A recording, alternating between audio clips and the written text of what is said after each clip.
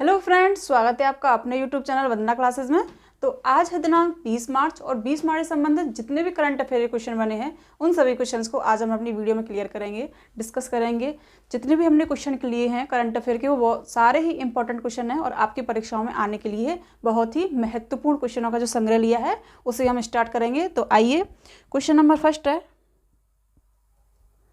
हाल ही में गंगा में सांप ब्रेकिंग इंडिया 2.0 पुस्तक किसके द्वारा लिखित है? तो अभी स्नेक्स इन द गंगा जो ब्रेकिंग इंडिया पुस्तक है उसे लिखा गया है राजीव मल्होत्रा और विजया विश्वनाथन के द्वारा इसको लिखा गया है। और जो ब्रेकिंग इंडिया 1.0 जो पुस्तक थी उसे 2014 में लिखा गया था और अभी 2023 जो कि 23 चल रहा है तो इसमें 2.0 को भी लिखा गया है, इसका विमोचन किया गया है।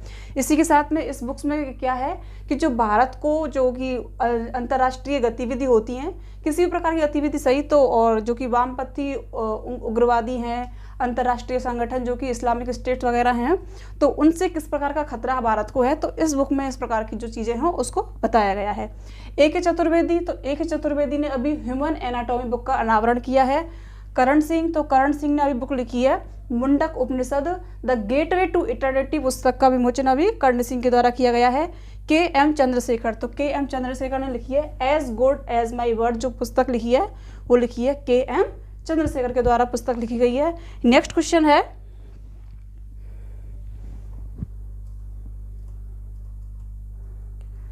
2023 के दुनिया के महानतम स्थानों की टाइम सूची में शीर्ष पर कौन सा स्थान रहा है? तो अभी 2023 के जो दुनिया के महानतम स्थान आए हैं घूमने के लिए, टाइम जो मैगजीन आई है तो उसमें अभी दुनिया का शीर्ष स्थान पर रहा है टेम्पा जो कि फ्लोरिडा में स्थित है। इसी के साथ में ऑप्शंस की तरफ देखेंगे तो भारत का इसमें जो कि मयूरगंज है उड़ीसा में स्थित है, इसको अभी स्थान मिला है और लद्दाख को इसमें स्थान मिला है टाइम मैगजीन सूची में। इसी के साथ में गुजरात का मोढेरा सूर्य मंदिर 40वां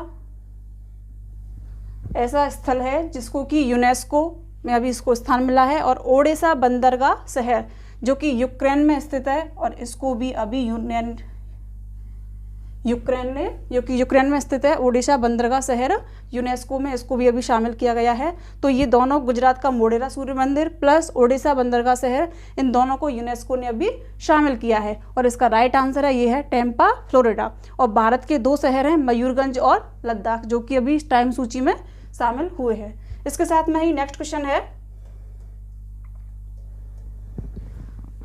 स्वाया रोबोटिक्स ने किसके साथ मिलकर भारत के पहले स्वदेशी क्वाड्रिप्ड और बियरेबल एक्सोस्केलेटन का अनावरण अभी किया है? तो स्वाया जो कि रोबोटिक्स है उसने रिसर्च एवं डेवलपमेंट एस्टेब्लिशमेंट जो कि पुणे की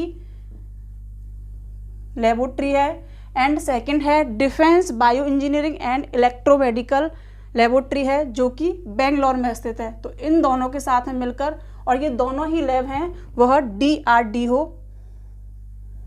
DRDO की लैब हैं और इन दोनों के साथ में मिलकर अभी स्वदेशी क्वाड्रिप्ड और बियरेबल एक्सोस्केलेटन जो कि रोबोट है उसका भी अनावरण किया है। तो अभी जो दोनों जो कि ये वाले रोबोट हैं ये क्या काम करते हैं? औद्योगिक क्षेत्र में और स्वास्थ्य के क्षेत्र में दोनों ही विभिन्न रूप से ये कार्य करेंगी, इनकी डिजाइन को तैयार किया गया है।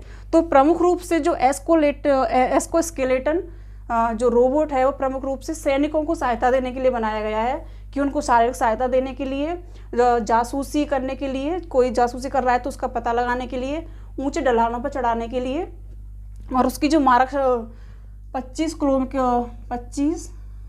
किलोग्राम वजन को वो उठा सकता है। 4 उसके पैर होंगे जो कि जासूस का भी वो पता लगा सकता है। इस प्रकार की जो कि रोबोट वगैरह है वो बनाया गया है अधिकतर प्रमुख रूप से सैनिकों के लिए। तो इसी के साथ में इसका राइट आंसर है A व B, दोनों ही इसका राइट आंसर है। अभी तो बेंडिकूट रोबोटिक यूनिट जो कि अभी केरल में बनाया गया था रोबोट मैन होल को साफ करने के लिए, स्कैवेंजर रोबोटिक का बनाया गया था, उसका नाम था बेंडिकूट, उसका नाम था, केरल में है जो कि। तो अभी DRDO की स्थापना होती है 1958 में। इसके अध्यक्ष हैं डॉक्टर समीर वी कामत, इसके अध्यक्ष हैं, और इसका हेडक्वार्टर हो जाएगा DRDO का दिल्ली में। तो ये इतनी सारी चीज़ें आपको याद रखनी है इस वाले क्वेश्चन से, स्वाया रोबोटिक्स से। इसके साथ में ही नेक्स्ट क्वेश्चन है, हाल ही में किस राज्य के मुख्यमंत्री ने 19 नए जिलों तथा 3 नए संभागों की घोषणा की है? तो अभी राजस्थान के मुख्यमंत्री हैं अशोक गहलोत जी, उनके द्वारा अभी 19 नए जिले बनाए जाएंगे और 3 नए संभागों की घोषणा की है। तो उन्होंने जो कि जिले हैं 33 जिले हैं राजस्थान के, उनमें से जो तहसील वगैरह हैं उनमें से उनको अलग करके अभी 19 जिले बनाए जाएंगे। तो इस प्रकार से 50 तो नए जिले हो जाएंगे और 10 हो जाएंगे संभाग।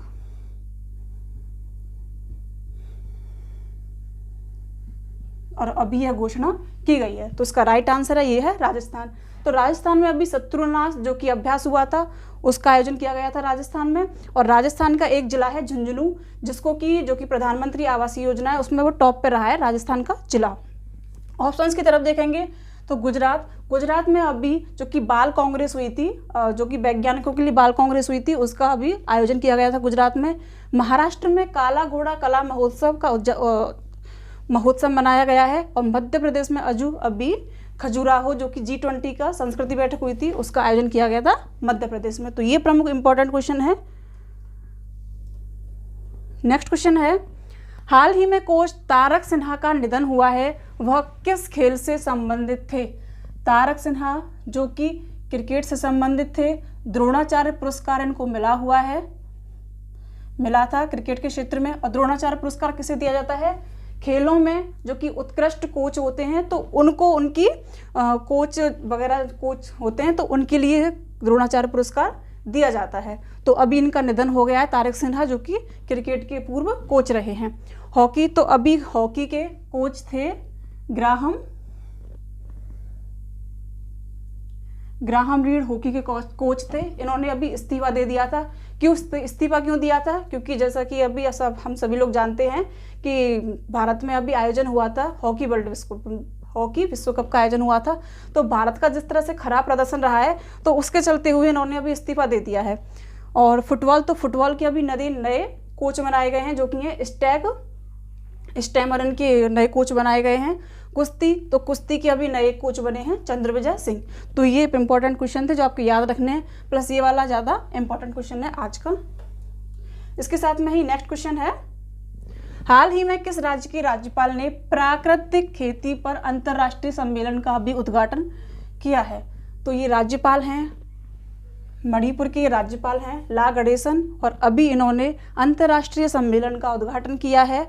इसी के साथ में ही मणिपुर में अभी गान नगाई जो महोत्सव हुआ था उसका आयोजन किया गया था।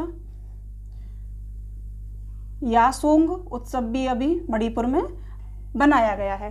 और इसके साथ में ही जो पूर्वोत्तर में ओलंपिक हुए थे तो उसमें मणिपुर सीट्स पर रहा है। ये 3 चीज़ आपको मणिपुर से याद रखनी है। त्रिपुरा, तो अभी त्रिपुरा के 5 जिले, मतलब त्रिपुरा के 5 गांव अभी पूर्ण रूप से जैविक गांव बने हैं। लक्षद्वीप, तो लक्षद्वीप की राजधानी है कवरत्ती और यहाँ का सबसे बड़ा द्वीप है वो है एड्रोट द्वीप। सिक्किम, तो सिक्किम 2016 में बनने वाला पूर्णतः पहला ऐसा राज्य है जो कि 100% जैविक राज्य बना है। नेक्स्ट क्वेश्चन है, भारतीय रेलवे ने किस वर्ष तक शुद्ध शून्य कार्बन उत्सर्जक बनाने का भी लक्ष्य रखा है? तो भारतीय रेलवे के जो कि मंत्री हैं वो हैं अश्विनी वैष्णव, और उन्होंने 2030 तक जो कि शुद्ध शून्य कार्बन का उनका लक्ष्य है उसको भी रखा है। तो अश्विनी वैष्णव ने कुछ दिनों पहले भी ये भी घोषणा की थी कि जो कोई हाइड्रोजन से संचालित ट्रेन हैं उनको चलाया जाएगा वर्ल्ड हेरिटेज रूट्स पर चलेंगी। कहाँ चलेंगी? तो वो चलेंगी शिमला और कालिका, जो कि वर्ल्ड हेरिटेज वगैरह रूट्स हैं, वहाँ पर इनको चलाया जाएगा, दिसंबर तक चलाया जाएगा। इसके साथ में ही नेक्स्ट क्वेश्चन है, 2027 तक किसे फीफा अध्यक्ष के रूप में अभी फिर से चुना गया है? तो 2027 तक फीफा के अध्यक्ष हैं जियानी इन्फेंटिनो, और इनको अभी 2027 तक वापस इनको फीफा का अध्यक्ष चुना गया है। और फीफा है federation international football association, FIFA की फुल फॉर्म है। इसका जो कि मुख्यालय वो है ज्यूरिच में। एस्टेब्लिशमेंट हुआ था 21 मई और 1944 को इसको स्थापना हुई थी। इसी के साथ में अजय बंगा, तो अजय बंगा को अभी यूएसए के जो कि प्राइम मिनिस्टर हैं, राष्ट्रपति हैं, सॉरी प्रेसिडेंट हैं जो बाइडन, उनके द्वारा भी विश्व बैंक का अध्यक्ष बनाया गया है। अजय बंगा को यूएसए में ही वायुसेना के अभी सहायक सचिव बने हैं रवि चौधरी, और मोहम्मद तैयब इकराम जो कि एशियाई कुश्ती हॉकी महासंघ है उसके अभी अध्यक्ष बने हैं मोहम्मद तैयब इकराम। मोहम्मद तैयब इकराम से पहले कौन थे, तो वो थे भारत के नरेंद्र बत्रा, भारत के थे। तो इस प्रकार से जो कि अभी नियुक्तियां हुई हैं, तो वो सारी चीज़ें आपको याद रखनी है। फीफा प्रमुख रूप से इम्पोर्टेंट क्वेश्चन बनता है। इस बार का फीफा वर्ल्ड कप हुआ भी है, अर्जेंटीना ने जीता है जिसको कि। नेक्स्ट क्वेश्चन है, हाल ही में भारत और किस देश ने नई दिल्ली में जेफरी बाबा प्रदर्शनी का उद्घाटन किया है। तो नाम भी बड़ा अच्छा है, जेफरी बाबा। तो इसका उद्घाटन किसने किया है, ये किया है श्रीलंका के द्वारा। अभी नई दिल्ली में जेफरी बाबा प्रदर्शनी का उद्घाटन किया गया है। श्रीलंका से हमें दो चीज़ याद रखनी है। एक तो क्या है कि 2024 में अंडर 19 का वर्ल्ड कप होगा, वो श्रीलंका करेगा उसकी मेजबानी। इसके साथ में ही अभी 2022 का जो कि बुकर पुरस्कार मिला है, तो वो श्रीलंका के हैं जिनका नाम है शेहान करुणातालिका, तो उनको अभी बुकर पुरस्कार मिला है। इसके साथ में ही तो अभी श्रीलंका, तो यहाँ पर शेहान करुणातालिका जैसे कि मैंने भी बताया है, तो उनको अभी यहाँ पर बुकर पुरस्कार मिला है शेहान करुणातालिका को, जो कि श्रीलंका के हैं। और अंडर 19 जो कि वर्ल्ड कप होगा 2024 में, श्रीलंका इसको आयोजित करेगा, मेजबान होस्ट करेगा जो है श्रीलंका है। तो इसी के साथ में अभी नेक्स्ट क्वेश्चन है,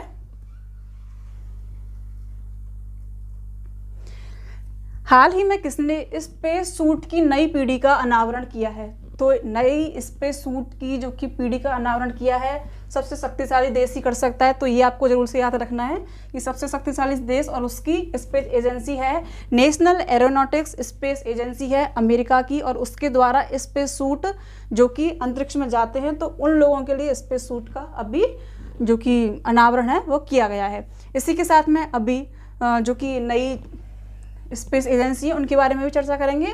इसरो है, तो इसरो है इंडिया की, CNSA चाइना की, और कारी है ये है कोरिया की। तो ये इतनी चीज़ें आपको याद रखनी है। अगर आपको कोई भी दिक्कत हो, परेशानी हो, तो आप कमेंट बॉक्स में उसका आंसर लिख सकते हैं, मतलब उसकी अपनी कोई भी दिक्कत परेशानी बता भी सकते हैं। आज का लास्ट क्वेश्चन है, भारत में 18 मार्च को कौन सा दिवस मनाया गया है। तो अभी 18 मार्च को भारत में आयुध फैक्ट्री दिवस अभी मनाया गया है, सेलिब्रेट किया गया है। इसी के साथ में जो कि नेक्स्ट और ऑप्शंस में डे दे रखे हैं उनके बारे में भी चर्चा करेंगे। तो भारतीय तटरक्षक दिवस या फिर इंडियन कोस्ट गार्ड डे 1 फरवरी को सेलिब्रेट किया जाता है। राष्ट्रीय सुरक्षा दिवस अभी 4 मार्च को सेलिब्रेट किया गया है। पराक्रम दिवस 23 जनवरी को सुभाष चंद्र बोस हैं, उनकी जयंती के उपलक्ष्य में पराक्रम दिवस मनाया जाता है। तो इस बार का अगर मैं एक क्वेश्चन भी है कि पराक्रम दिवस जो कि सुभाष चंद्र बोस आपदा प्रबंधन पुरस्कार है किसे दिया गया है। तो एक तो दिया गया है, 2 श्रेणियों में दिया गया है, व्यक्तिगत श्रेणी में और एक किसी संस्था को दिया गया है। तो संस्था में तो गुजरात प्रबंधन संस्था आ जाएगी, और व्यक्तिगत श्रेणी में दिया गया है तो वो दिया गया है विनोद कुमार को। तो ये दोनों जो क्वेश्चन है ये इम्पॉर्टेंट है पराक्रम दिवस, इसलिए मैंने आपको इसको ज़्यादा डिटेल में बताया है। तो आज की वीडियो को यहीं पर समाप्त करते हैं, जो कि प्रश्नों की श्रृंखला है वहीं पर समाप्त करते हैं। अगर वीडियो अच्छी लगी हो, हेल्पफुल लगी हो, तो उसको लाइक, शेयर एंड सब्सक्राइब करें। तो हंसते रहें, खेलते रहें, मुस्कुराते रहें, पढ़ते जरूर रहें। Thank you.